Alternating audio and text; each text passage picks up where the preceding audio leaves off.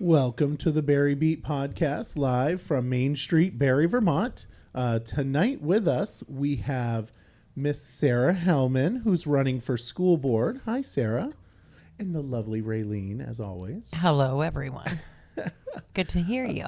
See ya. Yeah. All that good stuff. We have a musical concert going on behind us. I know. Hopefully, no one can hear that. It's very, very loud. Yeah, I can literally hear the words word for word.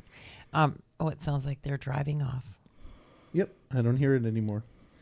What was the song? I just forgot the name of it. I'm singing Sing it in my head. What is it? No, I don't sing. Aw.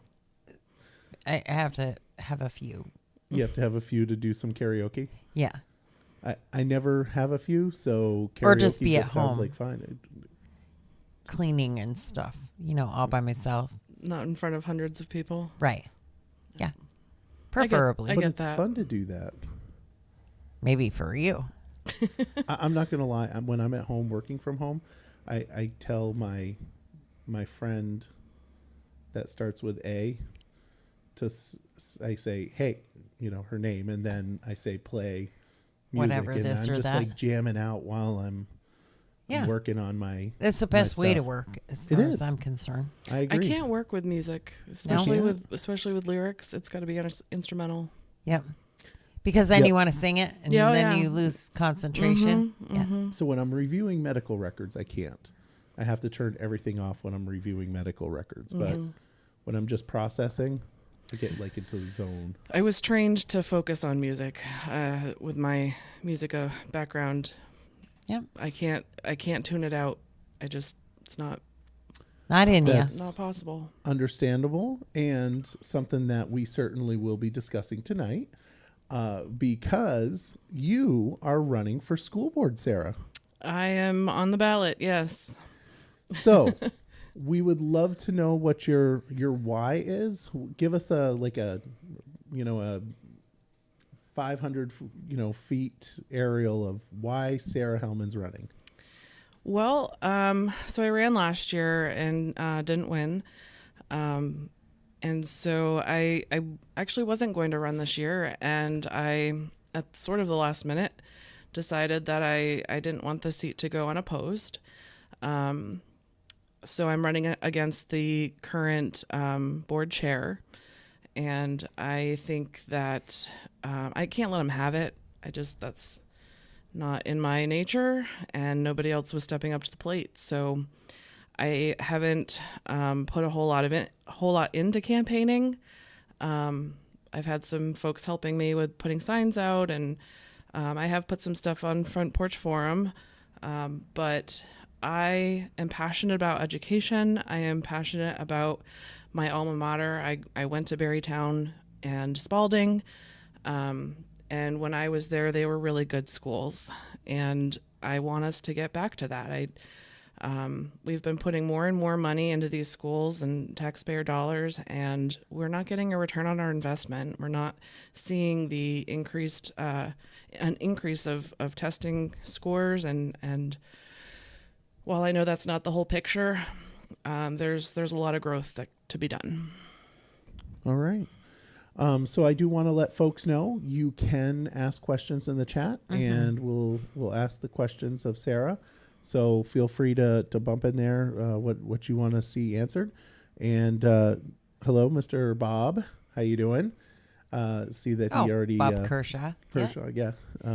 Used to be on the board for the Justice Center with him. Fun fact, I worked with Bob Kershaw at Bethel School when I first started teaching. Did you? I did.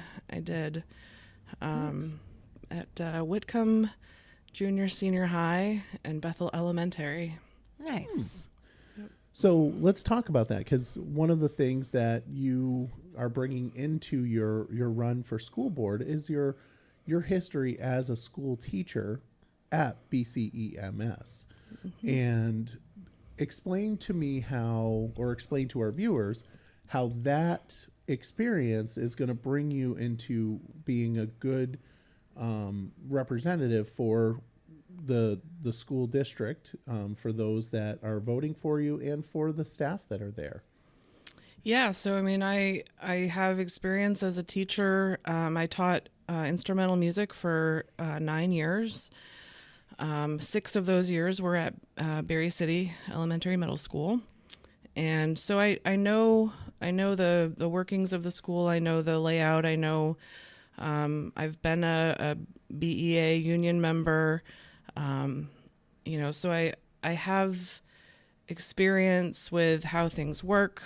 And I am pro union, and I am also pro school board and having some oversight on school policy and making sure that that these policies are followed and we're holding the administration accountable. And I don't see that happening right now. So you mentioned the school board and oversight. One of the things that's happening in our society is this push to remove the authority of the average person over the institutions that are affecting our lives. One of those institutions is the school system. What is your feelings about local control from the school board? I mean, this is the taxpayers who are paying for the school system. It's the taxpayers paying for the salaries of the teachers and the staff and the administration. And there needs to be locally elected members of the community to serve on a board to oversee the spending of that money. We've had surpluses from our budget the last, I've lost track, 4 or 5 years, and yet they continue to ask for more and more money from the taxpayers. And right now, especially in Barre City, we're really struggling. I know, with the flood this summer, the water rates have gone up. The municipal budget, we haven't seen it yet, but it's likely going to be much larger than it was last year because we're still in recovery from that. The taxpayer needs to have a say, and my hope is to be able to represent the taxpayers in that capacity. So earlier you mentioned that you're a supporter of unions, and I don't know if last year did the BEA get involved in the elections last year? Not that I'm aware of. Yeah, I don't remember any BEA involvement, but yet this year I've noticed that the BEA is now endorsing people. Yeah, I think they're under. That's crazy to It me. is. It is. It really is. I don't recall doing that for school board candidates when I was a teacher. Of course, we had separate boards for each of the schools at that time. And I don't think there was quite the race and competitiveness to be a board member at that time. I don't really know because I wasn't sort of involved in that side of things. But the Vermont NEA endorses statewide candidates and even national candidates from Vermont. And I don't think that that's something that they should do. It should be a nonpartisan organization. I've been to the National Education Association convention twice, actually, once in 2013 and once in 2014. It was a very eye-opening experience, and I sort of wish I could rewind and go back with the knowledge I have today, because I think it would have been a completely different experience for me. The amount of politics is it's unfortunate. We're all in the business of educating children, and that shouldn't be political. I agree 100%. And Zachary Hughes says hello. Hi, Zach. Once again, I do want to remind folks that if you're listening, please drop a comment, drop a like, and share the video with folks. And also ask a question. And this way we can get questions asked of Sarah. So, Raylene, do you have one? You keep talking and I'll pull up my stuff on my phone here. All right, keep talking. I'll keep talking. Yeah, why not? Well, all right. So let's see. How What? about we can talk about something that you have mentioned before, so we can talk about when you say rubber stamp.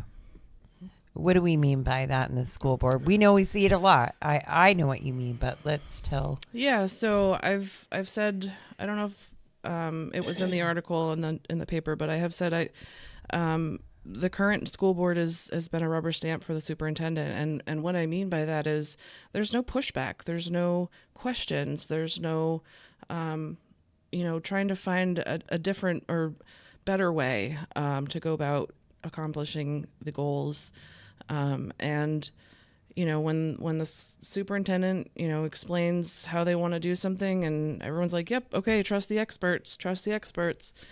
And he may not be the expert. He may not be the expert. I mean, I don't claim to be the expert either. But asking questions should never be, and collaborating with your team.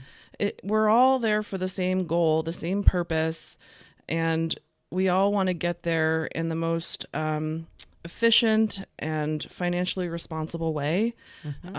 So you have to have that push and pull to be able to get to that in that debate, right? So it's not an argument, it's a debate, and it's the purpose or the mechanism needed to get to the outcome in the best way possible.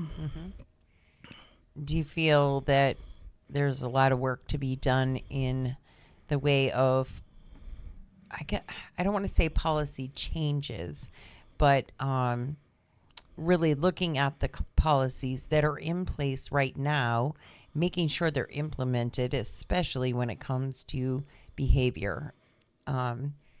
It doesn't seem like a lot of that is being done right now. Yeah, I have to agree. The school board is not meant to micromanage the day-to-day operation of the schools. However, I believe it is the role of the board to kind of scrutinize what those policies are and how they're being implemented. We've had a lot of bad press in the last couple of years with bullying and things that have made the news. So all of that stuff starts in school. Those kids are there every single day, and some kids have to face these bullies day in and day out. And I was bullied in high school, and it's not fun. It's scary, in fact. And I think to be able to kind of review what our policies and procedures are and to see that they're either working or they're not is a role that the board can play. I don't think that we need to get any names or personal information in that sort of... But oversee the safety of the school that you're overseeing. Absolutely. The safety of the students and the staff and the faculty. So I think, there was a lot of... I was pretty vocal, I guess, last year about a behavior committee and just kind of having an ad hoc short-term committee to really focus in on that one issue.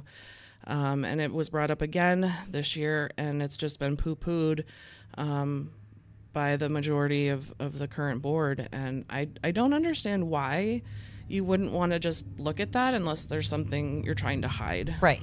Yeah. So that's how I feel about it too. I feel like why wouldn't you want to look at and address something like that? That seems like one of the easier things that is right in front of you that you could really make great changes to. Yeah, especially since a committee's not going to make any changes. They're going to make recommendations to the board.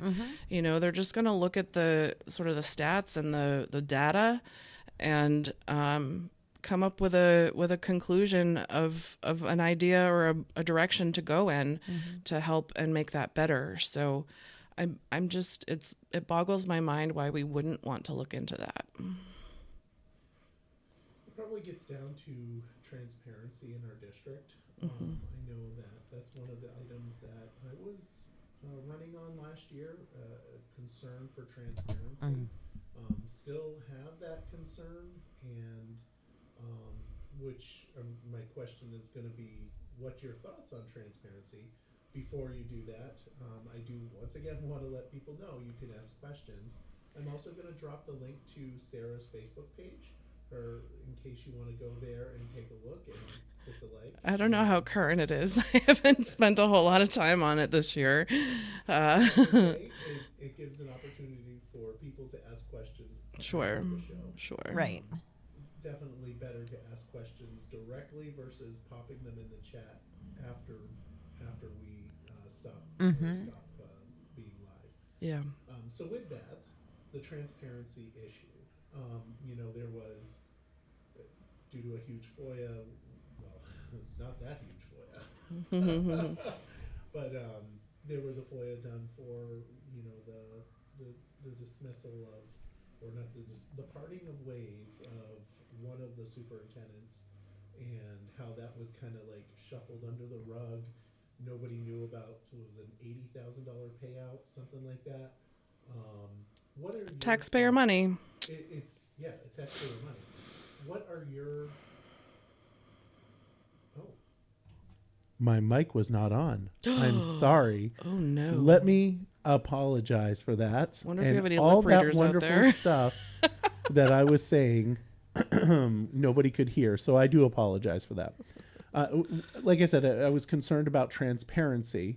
And one of the things about transparency, I did the FOIA to get all the information about, the let go of the previous superintendent that was kind of shuffled under the rug. Are you an advocate? I mean, and I know you are, but I'm going to have you. Are you an advocate of transparency? And what kind of things would you do to make our school board, our school BUUSD, more transparent in what it does? Yeah, I mean, I'm totally for transparency. If there's something to hide, then that's a problem. I mean, you can't share everything with the public. That's just not how it works. But the things that affect the public and the things that are being done with taxpayer money and with the students of our community need to be shared. There shouldn't be any hiding of anything. And I think we generally live in a world where you can hide behind your computer screen and you can hide behind your device and shoot things off by email or text and as a school board director, you need to be you're in the public eye. You've been elected by the public to serve the public, and transparency is just comes with the territory. That's seems quite logical to me. Yeah, I'm a big proponent of transparency as well. I appreciate your comments on that. And you're right. The whole keyboard warrior thing is definitely something that is a huge problem in our society. And, it's easy to do that. It's also easy to,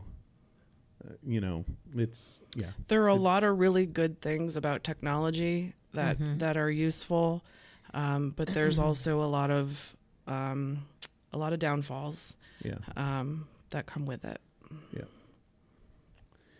Yep. Do you have something else? No. No? Not a no, because she's answered them as we've gone along. So I really don't. Yeah, I don't know. So, do I want to ask you about long-term weighted average daily memberships? Oh, gosh. Oh, my gosh. How about, would you like to simplify the term, Sarah? At least just the term. You want the simplification of that term? I mean, good crazy Lord, speak right? and like pretend numbers. Right. So as you know, I get very angry about how people use the long-term daily measured. It doesn't even have a good acronym. It doesn't. It doesn't. LTDWAM. It doesn't. It's horrible. And yeah, exactly. And and people use that as our per pupil spending, and it's not, and It's you know not. that, and I want to say I appreciate, someone like saying that, and I guess maybe I'll just come right out and say it. Do you know how to tell what an average is? Do you know how to use, it's You like, mean simple math? yeah, simple math. You mean taking the total budget number and dividing it by the number of students we have in our district? Yes, Yes, I do. oh, Yes, I okay. do know how to do that. So you must have went to school before Common Core. I did actually. right I before did. Common Core. Exactly. I honestly don't understand how they teach math to kids these days. I don't understand Yeah. it. And I loved math as a kid. Me I too. enjoyed going to math. I loved algebra. And I had my geometry class was taught by Fred Snow, who is a very famous painter in the area. I think that was his name, right? Fred Swan. Excuse me, it's Fred Swan. I was close.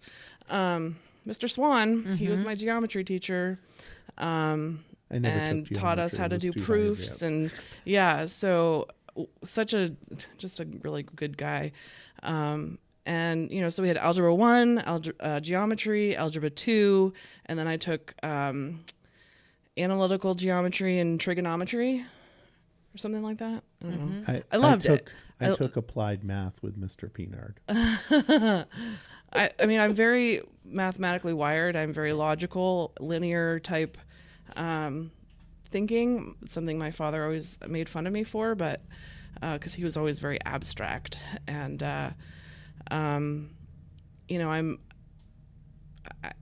think logically, and I try and come up with the best logistical answer that there is, and efficiency.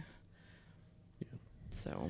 So I'll just make the comment that under the long-term whatever it daily is, blah blah blah, it's $11,795, but the actual per pupil spending that we actually spend per pupil on an average basis in the BUUSD is a little over $30,000 per student. that's insane. It's a lot of money. I mean, I know the average down in Massachusetts, which has the highest academics in the United States. I think it's Massachusetts that has the highest. It's somewhere around 15,000. So correct me if I'm wrong, but this new way to weight students, they're essentially saying that this 11,000 number per blah blah blah, like one student could be 3 times that. Correct. Right? It does that. What that does is it was a formula that was created by our extremely intelligent people in Montpelier. Yes. That are, I love the elected sarcasm. there. They're very intelligent over there when they create this stuff, which is the reason why they had this mad dash scramble to get rid of the 5% cap, which would have cost an average homeowner $1,000 worth of taxes had they kept it going. Good job. Good job. Wouldn't that have been nice? You're only looking at like $400 right now for a $200,000 house. So if you couldn't afford it before, Still you a can't lot. afford it with $400. It's still a lot. Yes. But with that being said, they take into account the socioeconomic status of children, and then apply that weighting to give a number that represents how much trouble you have in the school. And originally people said that That was BUUSD was going to benefit from Act 127. However, based on the fact that we're actually getting a 3-cent reduction in the tax rate, we actually did not benefit from Act 127. But, I guess it is what it is. No, and I think the common sort of talking point from the other side is it's only a 1 cent increase on the tax rate. It's only a one. It's really not. That's kind of cherry picking from. This was something I did an article in from Porch Forum about. It's cherry picking from a line, several line items of how that formula is. They come to the figure. It's really more like a 13-cent increase on the tax rate, I think, if I'm remembering correctly. I just know that I actually have graphed it out on an Excel sheet, and for like a $200,000 house, it's like $400 for an increase. And that's frightening. But that's a It is lot. a little- That's a Mhm. huge. That's it doesn't sound just $400. That's a lot. Well, I mean, I think it's really a lot when if you're struggling to pay for, the current that you have, adding an additional $400 in there is And we don't know what the municipal budget's going to add to that. Right. correct. And that could be a huge, Another 400. Right. It very well mean, could be really? Yeah, there's some significant troubles there, and a lot of that has to do with flood related. And on top of that, we've lost a lot of grand list, which is one of the reasons why we can't just like go for buyouts on everything, is because we have to take into account that there's long-term effects of buyouts. It's not you buy out a property and then you can put it on the market after you demolish it. That becomes a permanent green space forever. So decisions If through FEMA. if through FEMA, correct.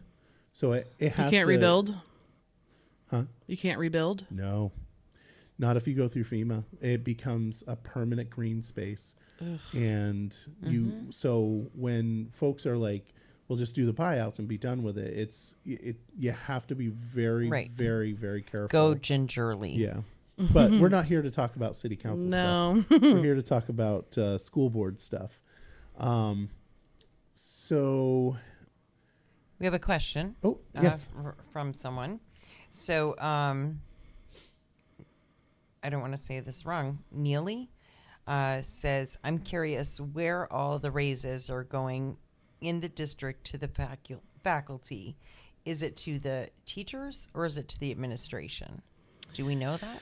So I can tell you that the teacher contract was negotiated last year, and that was ratified by the union and by the school board. Those raises are set in stone. Nobody can change that. The teachers will get paid what's in that contract regardless Until there's another contract. until there's another contract. The raises that are not wrapped up in a collective bargaining agreement are the administrative raises. And that's another Front Porch Forum post I put out. The amount of raises that are being given to the central office staff, I don't have names attached to these, but there are 5-digit increases in salary increases for multiple administrative positions. Wow. We're talking $25,000 increase on your salary. Did you get a $25,000 increase on your salaries this year? No. Because I certainly didn't. Definitely not. That's crazy. And if you go back and look at last year's budget, there were some pretty large increases then as well. And I think that's Somebody something. says they can't hear. Yeah. I don't know why. Is everybody else okay? Oh, it must get a be because feeling, yeah, I get a it must be feeling- them. Can you hear me now? Yeah, no, could- yeah. the rest of the people could hear Okay. you because she's saying thank you. Yeah, I mean, one thing that the board didn't really do this year was go through line by line of a budget to find places where we can cut back.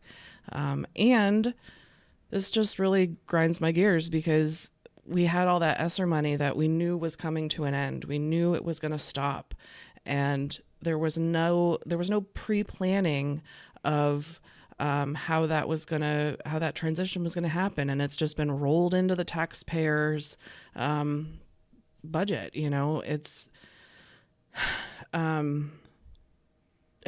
just we don't have a money problem here in Barre at the BUUSD. We have a money management problem, as evidenced by the surpluses we've had over the last however many budget cycles it's been. $1 million surpluses.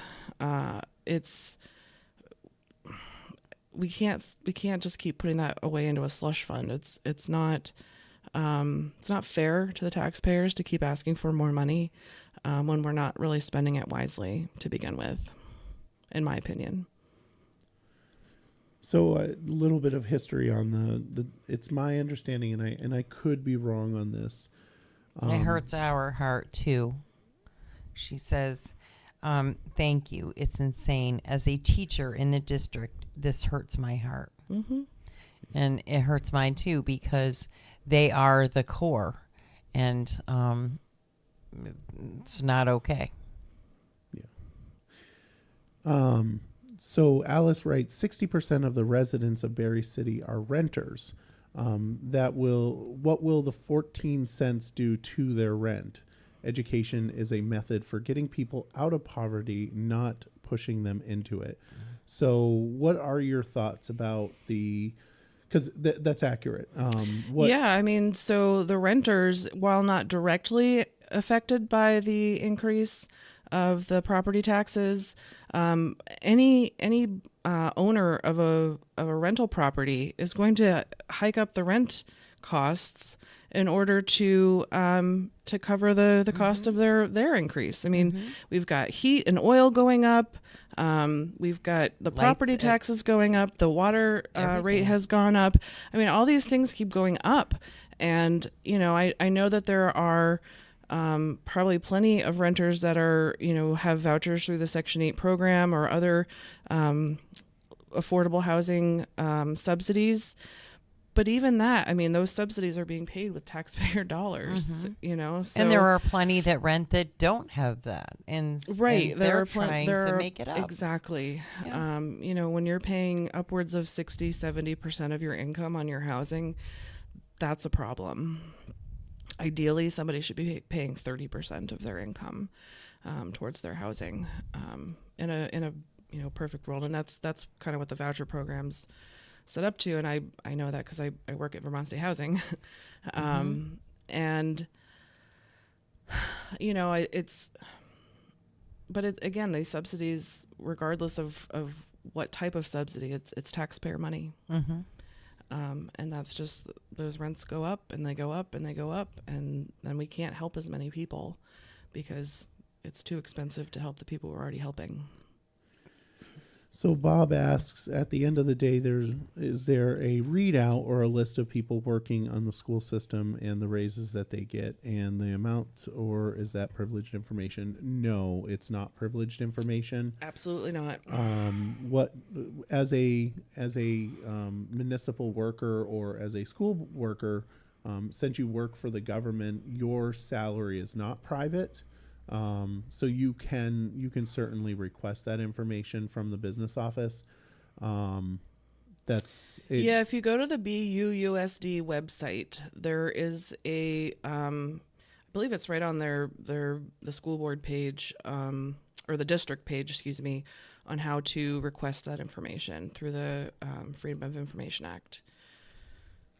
That's a result of my harassment, I guess. Well, and there are timelines associated with that law. So when you make a request, they have so many days to get back to you with a response of either, yes, we're going to give you that information, or no, we're not, because here's why. But if you're asking for public information, they shouldn't be holding any of that back. Neely also says, we feel overlooked and overworked, yet we show up every single day for the children of our community. So, been there. How do you feel about where we're at with teachers feeling as though they can come forward and voice their concerns? Do you think that they're currently being heard by their administration at all, or do you think that there's a lot of work to be done on that? Oh, I think there's a lot of work to be done. You know, I sympathize with you. I've been there. It was probably maybe not as bad as it is now when I was there between 2008 and 2014. But I certainly understand where you're coming from, and I think there's got to be a mechanism for teachers to feel heard and to feel that they can voice their opinions without any fear of retaliation.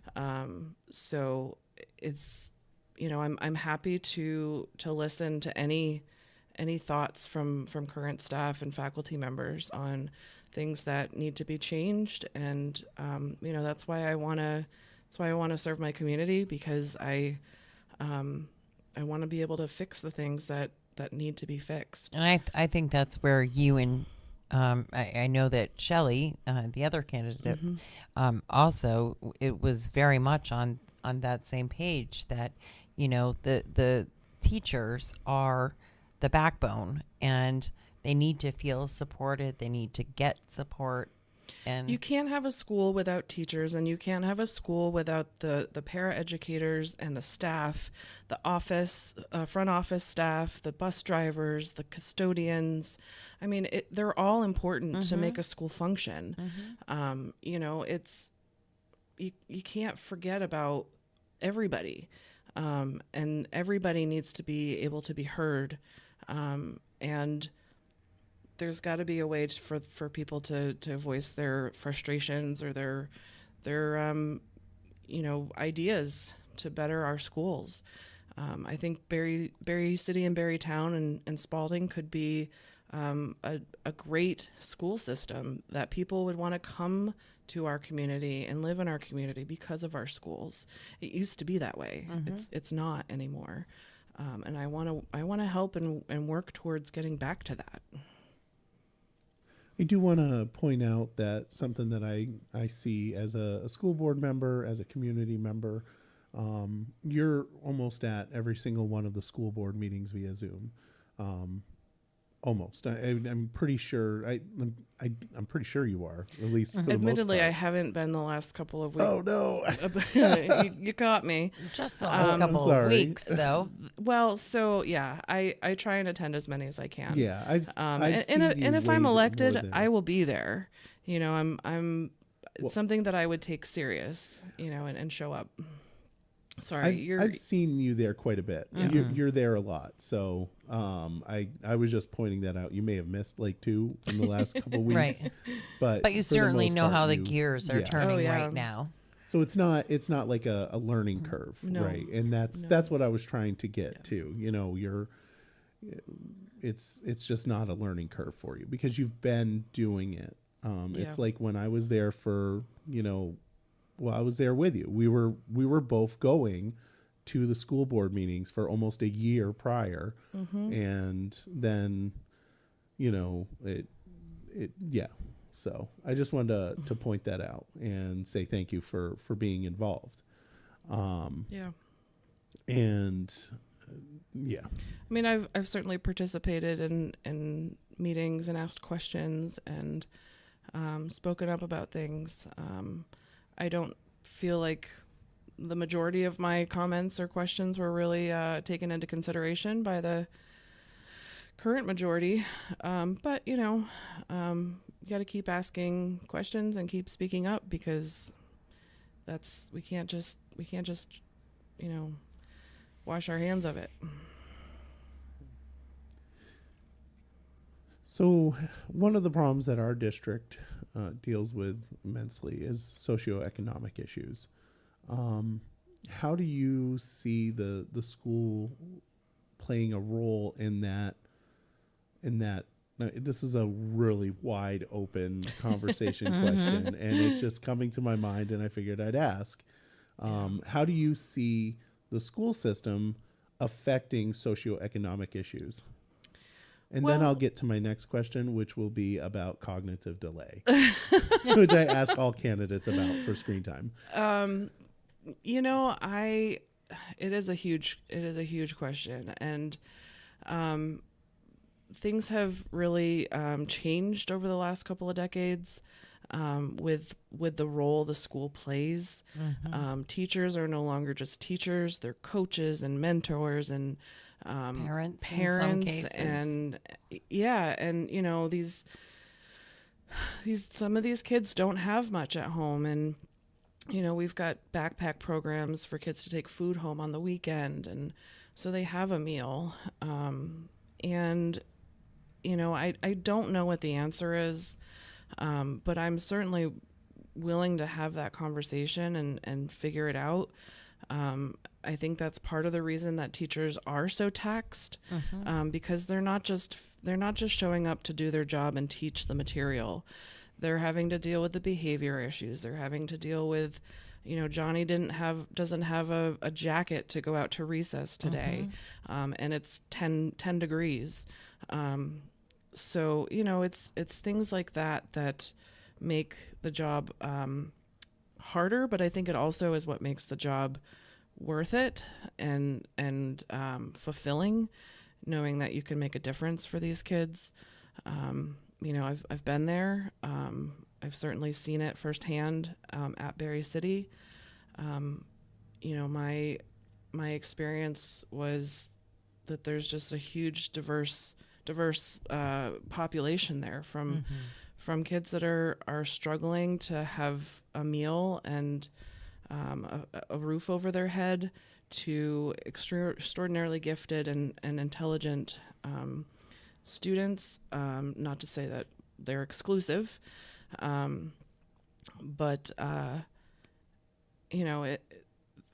gosh, I don't know the answer, but I think there's a lot of conversation to be had, and I'm certainly willing to be solution oriented on that. Neely says, I want to thank you for answering publicly about the raises. And Bob says, thank you, Sarah, for bringing up the paraeducators. Yeah. They can be the lowest paid and have the most stressing job, as they're one of the one-on-ones, even though guided by a support manager. I don't think people really understand what the paraeducators do. I really don't think that the general public understands the importance of their role, and I don't think that they understand the stresses and how taxing that job can be. I don't have personal experience, but I've certainly worked alongside paraeducators, and they are so incredibly helpful, and they are paid shitty wages, but they show up day after day to be there for the students and to be there for the teachers, and we couldn't have a school without them. Yeah. All right, moving on to. I was going to make a joke, but about the cuss word that you used, but you can use cuss words on this show. Yeah. You right. can use cuss word. You just can't use the 3-letter word that starts with G, ends with N. Yeah. Oh. Or So, seriously. Yeah, We've you're been not allowed to shut use, down before for saying that do word. not use the G, U, Okay. N. Or You go, it's pew, like, pew. yeah, pew pew. You gotta can say say pew pew. You gotta Well, do pew pew. good thing that's not a relevant conversation. I know. Relevant Oh my word to our goodness. conversation. Yes, I no. know. But so you But can, it's you crazy can swear. that, It's Yeah. okay. you know. Yeah. So talking about cognitive delay, one of there was a recent article or a recent study released about how children are suffering from cognitive delay, and you can tell that that's happening because of screen time, right? And we know it, everybody knows it, and nobody wants to deal with it. And the question for you is, what are your thoughts on the problem of the screen time that we have? Well, I have 2 nephews in grade school. They're just about to be 11 and 10 this month, who have an exorbitant amount of screen time, and it worries me. I didn't have that growing up. It wasn't available, and I know that. My biggest concern is that they're not learning skills and problem solving, and how to play with other people, and how to figure out how not to be bored, and I think when I was a kid, and if I ever said I was bored, I would be kicked out of the house and go find something to not be bored with, and that's just not possible. It just doesn't happen today. On my youngest niece, and probably soon my youngest nephew will be on screens, and I see the draw. I see the draw to it. It's a time when a parent can say, you entertain yourself with that so I can get this done. And, as a as an aunt, I've certainly benefited from that. Mm-hmm. You know, and this isn't, this is no judgment on any parent who allows their children to use screens. It's as a whole, as a sort of general statement, our generation is, I think, going to be lacking in some Social skills. Yeah. And just, you know, problem solving. You know, this is another sort of example that I think about when I was in school. If I didn't get along with somebody, or two kids didn't get along, then they had to sit on the bench at recess together until they could figure it out and get along. And today the response to two kids that can't get along is, oh, we got to put them in two different classes. We got to separate them. We got to, and so there's no communication. There's no communication. There's no problem solving and conflict resolution, those kinds of things. You know, again, I'm not trying to make a judgment on parents and screens and whatnot. It's just, I just hope that those kids can get those skills in another way. And I wasn't necessarily referring to parents. No, I was thinking more in the school setting. Sure. I know that there's legislation being pushed through by Andrew Perchlik, which I have mentioned him, very much thankful for, to get rid of cell phones in the school system. And I was just wondering what your thoughts were on you know, it's obviously absolutely. I think why do you need your phone at school? Why? You're there with your friends. You might not have classes with all of them every second of the day, but you have to be able to put your phone down and you know, when the bell rings in the morning, put it down, and when the bell rings at 3:00 or whatever time school gets out, you pick your phone up and then you can text whomever you want, and social media left and right.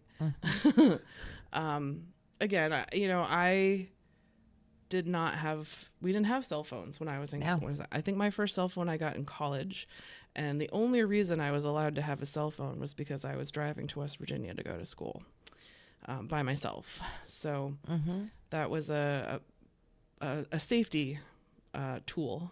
So it was a flip phone, you know, but whatever. Nokia. The first one I ever had was a bag phone, and it was huge. I think it was a Samsung. I did have a bag actually. phone. It was a Samsung. It was a silver Samsung. You're younger than me, aren't you? I am younger than you, yes. Oh my goodness, by a that's so little bit. gross. I graduated high younger school than in me. 2001, so. Oh yeah. You know, we didn't have those. 1998 those was things, better. And we did just fine. You know, you're gonna survive, and I think. I don't see the need for phones in school. I don't. I think the technology that's available, you know, with iPads and other tablets and stuff in the classroom, you can get by with that. I'd love to hear the other side of it. I'd love to hear the argument and have a conversation about it, because, you know, I can sit on my high horse, but you know, you want that push and pull, like I was talking about earlier. So Neely, I'm assuming she's a teacher. Is that correct? Yes, she said she's a teacher. Yes. The screens and technology seem to now be embedded in our education and teaching. And she says, I'd love to see now that remote learning is over, that the Google Classroom dissolves. And you Absolutely. know what? As do I. The Google Classroom was there prior to COVID. I know, but it's still the same thing It for should me. go I want away. to get rid of it. Yeah. I'm a big proponent of like dumping all the computers and having specific classes for computers. Yeah. But not I think technology can enhance certain things in education, but I don't think we should be trying to use a technology just to use technology. Right. You know, there's got to be a purpose for it. There's got to be something to be gained from the material that's being taught. I'm just a big proponent of books. That Yeah. I mean, I never read books, but the point is that I mean, I'm absolutely 100%. You know, But writing wrong instead and of everything. typing But like everything, writing, like and cursive is a lost art. people have even stopped. So, But even and kids don't know how to type. no, They don't know how to. because we can talk to text now too. I know. And But I mean, on all a of that stuff, keyboard, yeah. on a computer keyboard, kids don't. They peck. yeah, I remember going to the computer lab in 5th grade Yep. with my teacher, Mrs. Fleck. yeah. And we played this. I mean, it was a typing game, but you had to like it tracked your score and how quick, how fast you type, and how accurate you were, and we had a goal. We had a thing. We accuracy and speed that we had to meet to pass that class.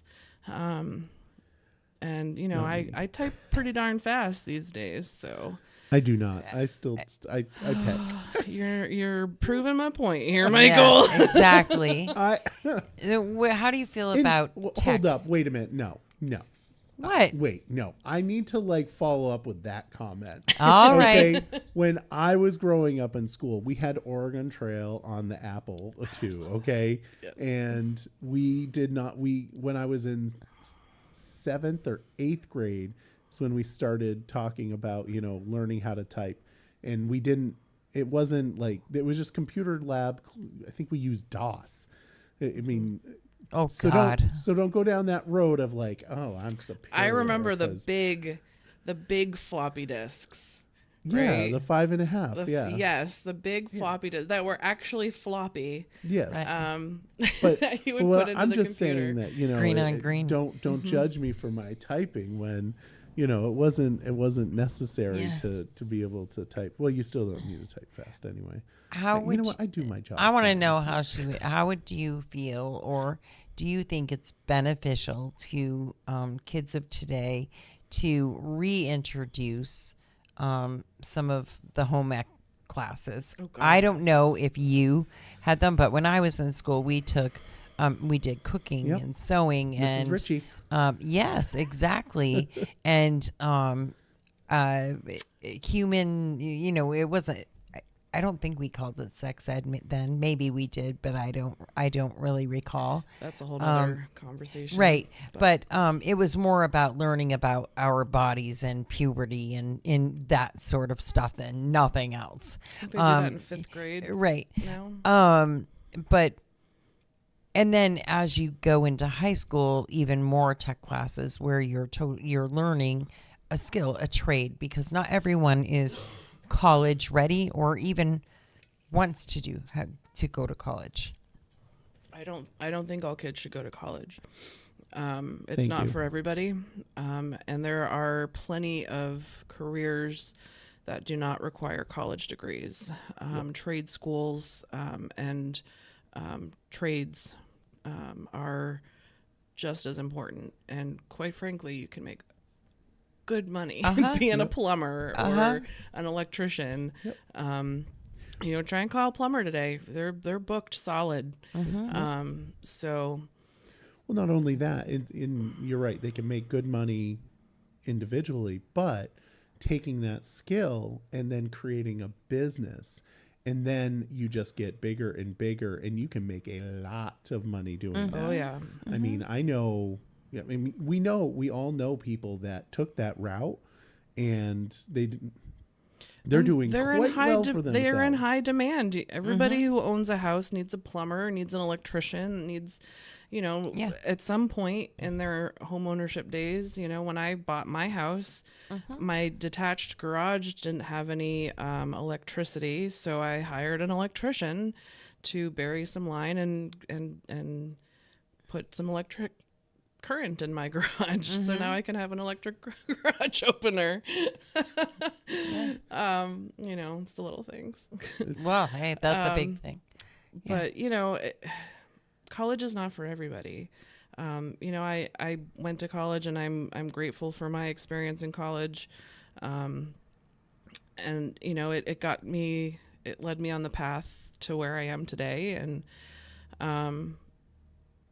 but it's not for everybody. It's not, in some cases it's just not necessary. And to be honest, last month I finally paid off my undergrad degree. Wow. I'm 40 years old, and I finally no longer have college debt. Yeah. So And it's not necessary. Mm-hmm. It's not, or I mean, depending on what you want to do and the career you want, really, really think, is that necessary? Is that crucial for the career path you want? yeah. Well, I mean, now I kind of want to ask the question: is do you support the idea of us paying off people's? No. Nobody paid off my debt. Yeah. I mean, why But should just I work hard to do it? Why should I Everybody pay is off yours? saying congratulations for that, because Yeah. that is a monumental thing to do, is to pay off your college debt. Absolutely. Especially in today's society where Yes, they don't it want to is. pay their college debt off. Yeah. So Yeah, congratulations for that. Well, and that's just it. You know, really think about if college is what you want, because it's a lifetime of debt, right? Yeah. You know, and it's probably even worse now, because if you can't get scholarships and grants, and you have to get loans to go to college, really, really think about that, because regardless of what kind of job you have coming out of college, you've got to pay those loans. And even if you defer them, you're racking up interest. I wish I had known. I wish I had been better sort of informed about that going into it. I don't think I really fully understood what college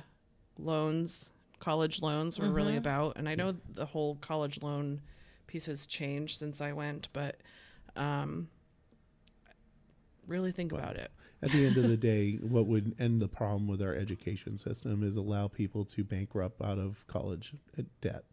That would significantly modify education in our society for college. That's my opinion. I would say that a lot of these colleges don't need to charge the amount that they're charging. I mean, what are they charging for? Depending on the size of the school. I mean, I went to a private school. It was probably $30,000 a year, and I had some scholarships, but not a lot. And it's hard for a kid in high school to really understand and have that Most forethought. definitely. I certainly didn't. But, the kids that are at the top of their class and are, have their, the highest GPA, or will end up being salutatorian or valedictorian, good for you. Everybody should strive for that, because that can get you a full ride to a state school here in Vermont. Oh man, I'm gonna get into trouble. What if I say this? Did they take that off from doing that? Did they? Oh man, I don't know. I may have heard that might be a rumor. I thought someone had told I don't me. know. If somebody knows in the comments, please let us know whether or not they are no longer We do doing have those. a question. Yeah, we got it's one Two questions two questions from from one Neely. person. But I if you know whether or not they're still doing the I hope they are. Because I heard that they're not doing that anymore, because it makes. And this is probably the reason why it's not the case. It's not fair. It's not fair. It's not and it makes people feel fair. uncomfortable about it. So if somebody could goodness. pop that in the chat, that might be inaccurate in my comments. So I that hope being I said, hope you're wrong. I hope I'm wrong too. But yeah. I will say, do you want to ask the question? And this will probably be our last two questions, except for the one I do got a question about grading. If you like the idea of our current proficiency grading, or I think I have the unpopular view on that, but I don't think it's oh, you like proficiency grading. Okay. Okay, never mind. we'll talk about it. Okay, so do you want to ask the question, or do you want me to ask it over? Go ahead.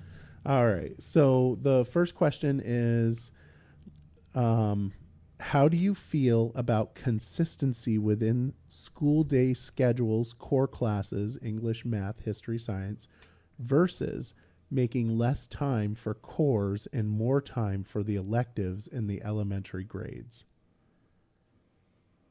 It's a really I'm struggling to Well, I mean, I'm a music teacher, and so I know that electives are really important, especially the arts. If you want a well-rounded person, you want them to have schooling in the arts. There are numerous studies done on the effects of learning music, specifically on the brain. Kids who play instruments do better on tests. They do better in life and just in general. I'd be willing to bet that if you ask your physician, your doctor, if they played an instrument as a kid, I bet 9 times out of 10 they say yes. Same with lawyers and the higher degree professions. Excuse me. So there's something to be said for electives, and I'm not sure, specifically what electives you're talking about, but the core classes are, of course, the more, the core. There's a reason they're called core classes, because they are the core of the education, and, just teaching music is not going to have somebody be a well-rounded student. You have to have the math and the history, and I, as I've gotten older, I've realized how important history is and how learning our history is really important, because our media and our federal government right now is trying to erase our history. And if you don't study and know at least some background of our history, that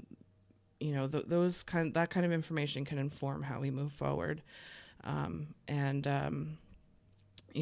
nephew said the other day, I don't understand, why can't we just let the past be the past? And I said, well, it's the past that informs the future, my friend. So I know that those are, it's hard for a kid to understand the importance of it.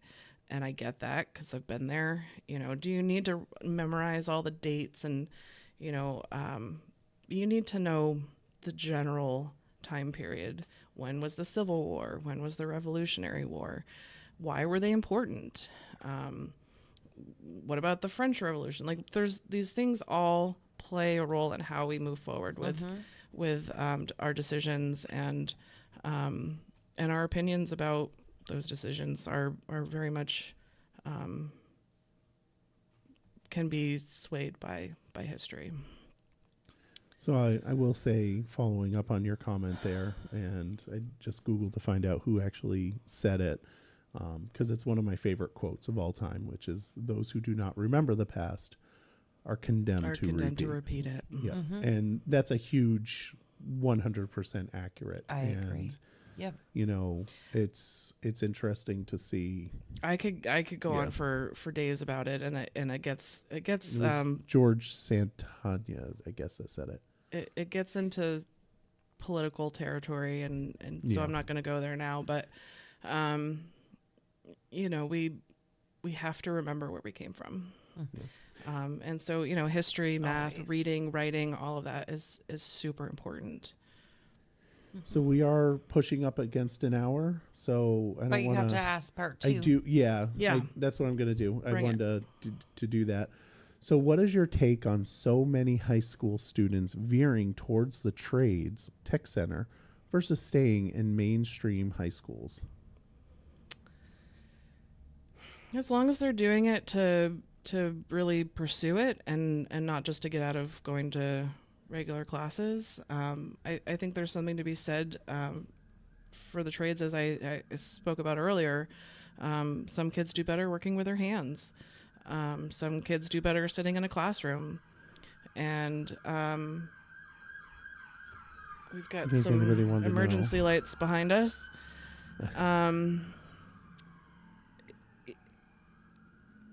I think that the trades are important as well.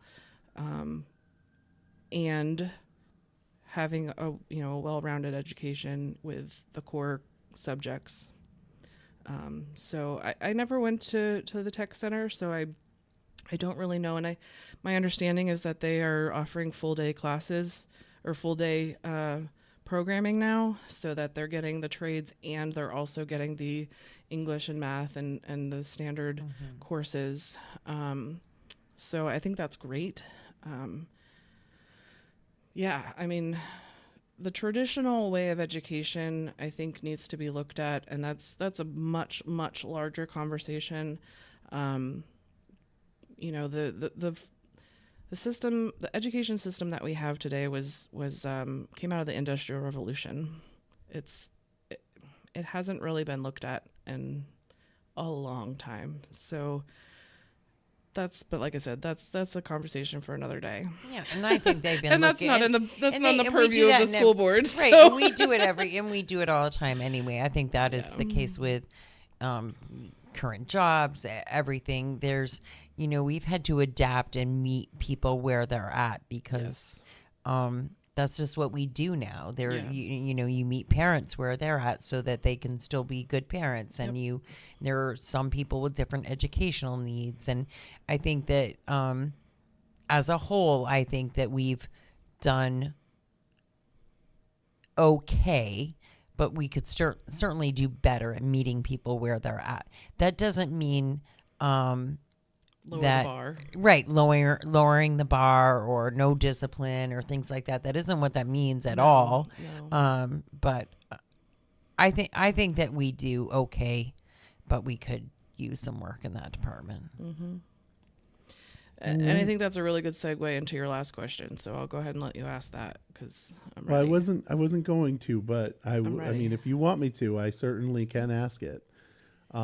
So I will ask then about your thoughts on proficiency grading. And one of the reasons why I feel that it's an issue within our society is because most people are familiar with the A, B, C, D, E, F, or no E. Sorry, no E, no E. No E. It goes immediately from D to F. Some schools use the E and some schools use the F. So we don't want them to feel bad. I think a kid coming home with a report card that says not proficient means absolutely nothing, whereas a kid coming home with a D tells a parent, like, hey, you know what? You're close to F. Maybe you should fix it. Right. I would argue the opposite. All right. So go for what does it. a D mean? That means that Subpar. Well, but on what? On what? On everything in that class. But You're are you? just- So I am a supporter of proficiency grading, and let me explain, because it's got to be done right. And if the staff and the teachers don't have the training and the the right way to go about it, it can end horribly wrong, because it really does take a lot of buy-in from the students. So when I see a report card that says D for a single subject, what does that mean? What aren't they meeting standard on? What are they not? Does that include their attendance? Does that include their participation? Does that include, are they doing well in any of those areas? It takes everything and puts it into one bowl and mixes it all up, and then you're just left with brown bleh. Whereas when you have a specific standard and you can say they are either proficient or not proficient, or exceeding expectations, that tells me more about what the student knows. They might in let's say in a math class be really good at addition and subtraction, but struggling with fractions, or whatever the case may be. And so does that mean that they should average those two together? I don't think so. I know, like I said, it's the unpopular opinion. When I was taking... Well, I don't know. You may have just changed mine. I don't know now how I feel about that, because now I feel like I agree with you a little bit. It's got to be done right. It's got to be done the right way. And it takes a lot of work from a teacher to grade in that way. And I think it's very easy, and I'm not making any judgment statements. I think it's very easy to kind of fluff it off and just kind of whatever. And I get that, because teachers do so much. It takes a lot to be effective in that grading method. When I took my master's classes to get my master's degree, we had an entire class on assessments and grading and things like that. And that's when I really was turned on by the whole proficiency grading level method. So the other piece of it is, regardless of where a student comes in on their knowledge, you go to a freshman math class, and half your freshmen are at this level and the other half are up here. They should both be making upward motion. We shouldn't be letting these students hang out to let the other ones catch up. Everybody should be making progress. And if you're coming in with a higher level of knowledge and you walk out without learning anything, what's the point? You could have just tested out of that class. Which isn't an option. There's a lot to be said for it. And I think, is it being done correctly? I don't know. I really don't know. And I think, I think a letter grade doesn't tell me anything. It doesn't give me any solid information about what the student knows. All right. Well, with that, like I said, we're up against an hour, so I want to give you an opportunity to give your last pitch to say, why should you vote for me, and get to the polls on Tuesday, 2 days away, from 7 a.m. to 7 p.m. At the Barre Auditorium for Barre City. So give your final hurrah push. So if you want to see some positive change in our school district, and a school board who pushes back and asks questions, then I'm the one for you, because I want the best for our students. I want the best for our teachers. I want the best for our staff, and I want the best for our community, and the taxpayers. And do I have all the answers? Of course not. But I will work very hard to represent the community and work with the best interest of our schools in mind all the time. I'm very passionate about education, and I want to see our schools thrive like I know they can. All right. Well, thank you for coming and being on the Barre Beat and allowing folks to ask questions of you. Thank you for having me. I really appreciate it. The questions were awesome. Thank you. Not a problem. Hopefully they weren't too terrible. And Raylene, obviously, thank you for being here. And thank you to everybody for watching the Barre Beat podcast live from Main Street, Barre, Vermont. Right here on Fly in the Wall Productions.